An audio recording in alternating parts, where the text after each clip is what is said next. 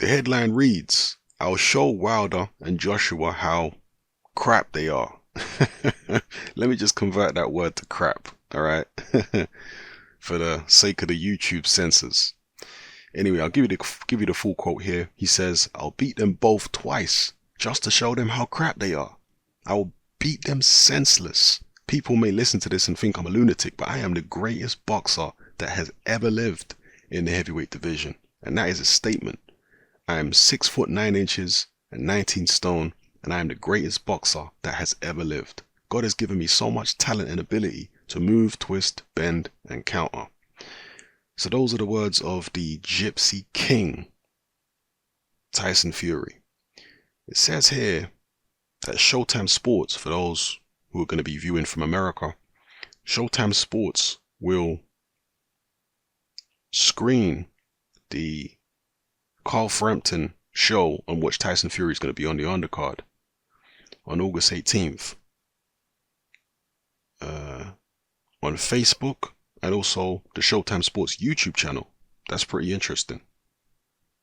So those of you who have got a VPN elsewhere in the world, who know how to use VPNs, you might want to get on that. Anyway, let's talk about what Tyson Fury has said here, that he's the greatest heavyweight of all time. Well, that's cool. As long as you're going to get in the ring and back it up, it's all good calling yourself the greatest. As long as you're willing to do what great heavyweight champions of the past have done. You know, as long as you're willing to go just as far as the other great heavyweight champions, if not further, because you're saying you're greater than them, right? Now, one thing which will go a long way to backing up Tyson's claim to be the greatest is if he manages to come back from this hiatus and win a version of the heavyweight title or become undisputed champion. Because I've stated before that I've never seen a fighter be able to come back from what Tyson Fury's trying to come back from in terms of drinking, drug problems, depression, and being 100 pounds overweight and 2.5 years out of the ring. I've never seen a fighter be able to come back from all that and get back to their best. I've never seen it. I've seen fighters come back from similar situations, but they never got back to their best. So if Tyson Fury does it, as far as I'm concerned, he's breaking new ground. So we'll see whether he can. And he has said that Joshua and Wilder are crap, basically, and he can beat them both twice to show them how crap they are. Does he really think so little of them, or is that just bluster? Does he privately actually have a lot more respect for them as fighters than he publicly lets on? Let me know what you think in the comment section below. Again, I like Tyson Fury's trash talk. I like trash talk in general.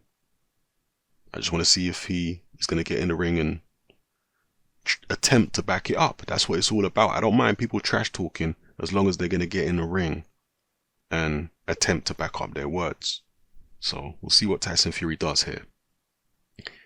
And Tyson Fury also put out this video here yesterday in which he is mocking Eddie Hearn over the fact that this heavyweight title fight between Fury and Wilder is seemingly going to take place and Hearn has nothing to do with it.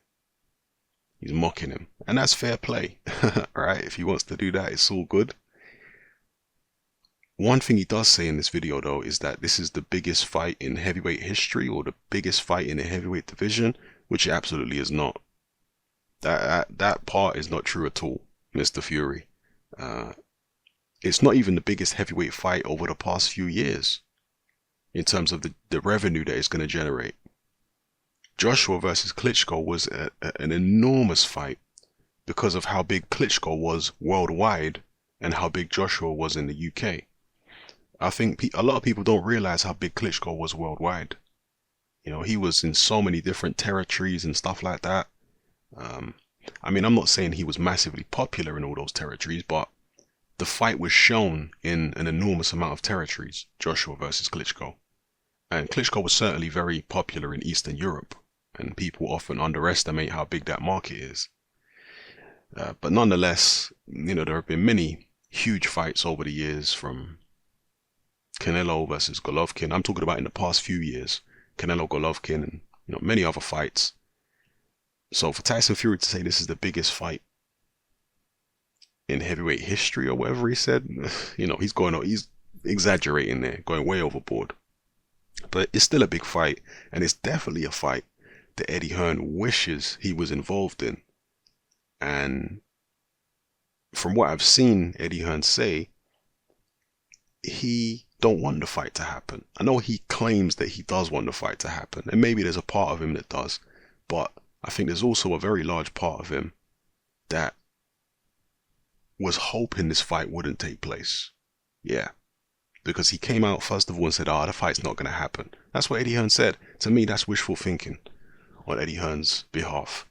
Now, Tyson Fury has engaged in wishful thinking plenty of times himself when it comes to Anthony Joshua. He said that Joshua would need a miracle to beat Charles Martin. What is that if not wishful thinking? But now it's Eddie Hearn's turn to engage in wishful thinking, and Tyson Fury's mocking him for it. It's all fun and games. It's all good at the end of the day. We'll see what happens if the fight takes place. I hope it does. But I just hope Tyson Fury's ready. I hope he's not going in the ring gambling. I hope he's going in the ring truly believing that he's back to his best and performing that way in the gym. I hope so. We'll find out in due course. Let me know what you think in the comment section below, people. Will Tyson Fury come back and dominate the heavyweight division? Will he beat Deontay Wilder and Anthony Joshua and do it in style? Or is the heavyweight division going to be what I've predicted it was going to be, which is lacking in one definitive dominant force? Because that's what, if you look at the golden ages, what are referred to as the golden ages in heavyweight boxing, they don't have one fighter dominating the division for years and years and years. No. They've got a situation where it's highly competitive at the elite level, and the top fighters are swapping wins and losses. That's what you get in golden ages. In the 70s, that was seen as a golden age for heavyweight boxing. And Muhammad Ali emerged as, the number one guy in that age, but Ali took losses throughout that period. He lost to Ken Norton. He lost to Joe Frazier. Yeah, he had to take L's. He lost to Leon Spinks. Was the Spinks fight in the 70s or the early 80s? I think it was in the very late 70s, wasn't it? But still, it was a golden age because it was so competitive for Ali. In the 60s, the late 60s, when Ali was champion, his first run as a champion, that wasn't seen as a golden age because it wasn't that competitive. But the 70s was very competitive, so it was seen as a golden age. That's what I think this era is going to be like. I don't see anybody, be it Wilder, Joshua, Fury, or anybody else, I don't see anybody dominating the division for years to come and being head and shoulders above everybody else. I don't see it like that. I see all these guys swapping wins and losses. That's my prediction. Maybe I'm wrong. We'll find out in due course. Let me know what you think about this in the comment section below, people. It's Satman, I'm out.